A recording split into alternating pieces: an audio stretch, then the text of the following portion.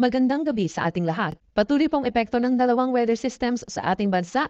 Una na po dyan ay ang malamig na northeast monsoon or amihan dito po sa malaking bahagi ng northern Luzon habang meron tayong shade line o yung linya pa rin po kung saan nagtatagpo ang malamig na amihan plus mainit na hangin galing Pacific Ocean. Samantala po patuloy din natin minomonitor ang low pressure area sa labas ng Philippine Area of Responsibility over the Pacific Ocean. As of 3 in the afternoon ay nasa higit 1,600 kilometers ang low pressure area sa silangan po ng Mindanao. Base sa ating analysis, mataas ang tsansa na ito'y maging isang tropical depression or ganap na bagyo na within the next 36 hours or hanggang bukas. Base po sa forecast track ng Pag-asa or forecast analysis po ng Pag-asa, for the next 2 days or hanggang sa Tuesday ng gabi ay inaasahang mabagal na kikilos, pakaliwa or westward, itong nasabing weather disturbance. At unti-unting lumalakas, given po na favorable yung ating weather conditions, gaya ng mainit na sea surface temperature, plus mababang vertical wind shear or hindi masyadong nagkakaiba yung hangin sa ibaba at itaas na parte ng atmosphere. Pagsapit naman po ng Wednesday ng gabi, posible na itong pumasok ng ating area of responsibility at kung maging bagyo man po, ay papangalanan natin ito na kabayan o yung magiging pang-11 bagyo for this year 2023 at magiging unang bagyo naman po for the month of November. Inaasahang kikilos pa rin po pa west-northwest o aangat ng bahagya, bakaliwa itong nasabing weather disturbance, kaya't pagsapit po ng Thursday ng gabi ay inaasahang nasa may silangan na ito ng either Caraga region or Eastern Visayas.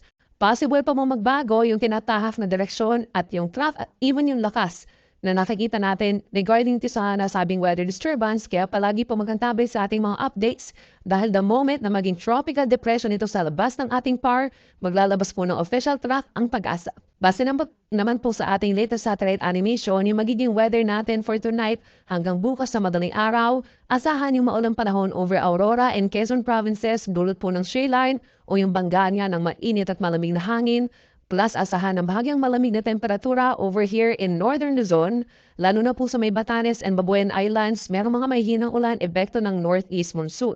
Asahan naman yung mga isolated light rains over the rest of Cagayan Valley, Cordillera Region, and Ilocos Region na sasamalang puno-punong pag-ambon lamang po.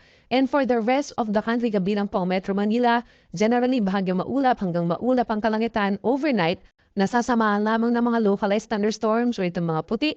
Dito sa may Panting Palawan, sa may Basilan, Suluin, Tawi-Tawi, may mga isolated rain showers pa sa inang bahagi po ng Visayas and Mindanao at walang direct effect yung nasabing low pressure area. Tomorrow naman po araw na Lunes, that's November 13, asahan ng mataas sa tsansa ng ulan over Bicol Region, gayon din ng Quezon Province at mga probinsya pa po ng Laguna and Rizal. Epekto po yan ng shear line, kaya't mag-ingat po sa mga posibleng pagbaha at pagguho ng lupa.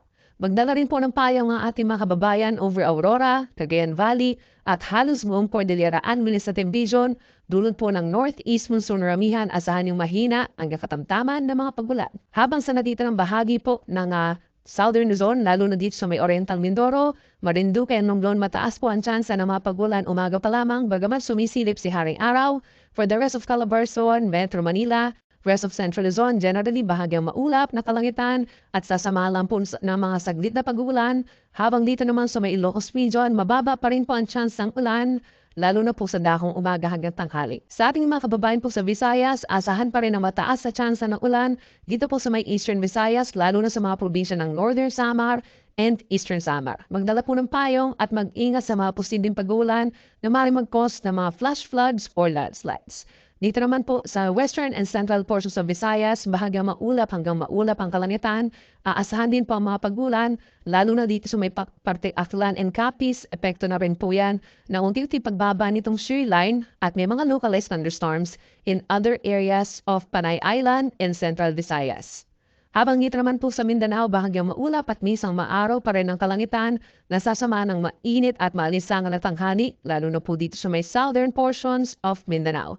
Sa dakong hapon hanggang sa madaling araw, may mga localized thunderstorms tayo na wala pong kinalaman dun sa low pressure area na nasa labas ng ating area of responsibility. For tonight, asahan po natin ng matataas sa mga pag-alon dahil sa paglakas ng amihan hanggang 5 meters po na sa halos 2 palapag ng gusali ang aabutin dito sa may Panting Batanes, baybayin ng Ilocos Norte at hilagang baybayin po ng Cagayan kabilang na ang Babuyan Islands, may tendency po na pagbawalan pumalawat ang ating mga kababayan doon, lalo na yung mga nangingisda. And given na sa mga susunod po na araw ay lalakas pa itong ating northeast monsoon, mataas din ang chance na magkakaroon din tayo ng mga sea travel suspensions at matataas na alon dito po sa baybayin ng Ilocos Region hanggang sa may Zambales at dito rin po sa kabilang banda sa may Cagayan Valley, pababa po ng Aurora, Quezon at silangang baybayin pa po ng Bicol Region. And for the next 3 days, asahan pa rin po ang mga pag-ulan dulot ng tree line over the eastern sections of southern Luzon and Visayas, habang dito sa may northern, central Luzon at ilang parte pa po ng southern Luzon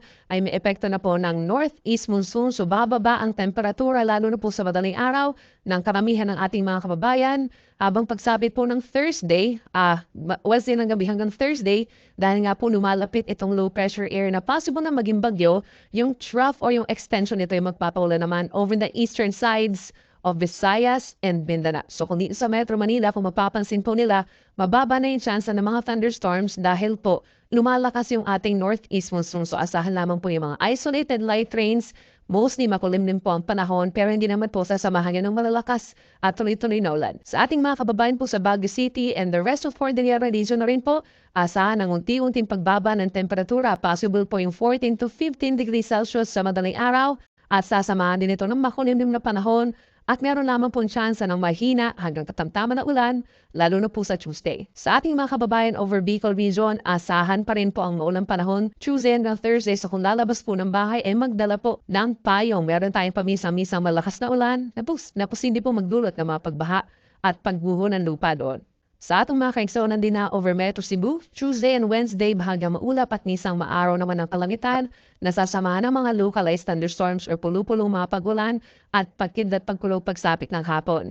Then pagsapit ng Thursday, mataas na ang chance ng mga pagulan pagsapit po ng tanghali pa lamang at maaaring magkaroon na ng mga pagulan pagsapit po ng Friday hanggang sa weekend dahil doon sa paglapit ng weather disturbance. At panguli sa atong mga kaigsonan din na over Metro Davao, Tuesday and Wednesday, bahagyang bubuti pa naman po yung panahon doon at sasamahan lang ng mainit at manisangang panahon hanggang 33 degrees Celsius. Then pagsapit po ng Thursday, magiging makulimlim na ang malaking bahagi ng Taraga and Davao Region at sasamahan din yan na mataas na tsansa ng ulan lalo na po sa may Davao Oriental and Surigao provinces. Mag-ingat sa mga pagbaha at pagmuho ng lupa at magpapatuloy ang mga pag-ulan bago mag-weekend.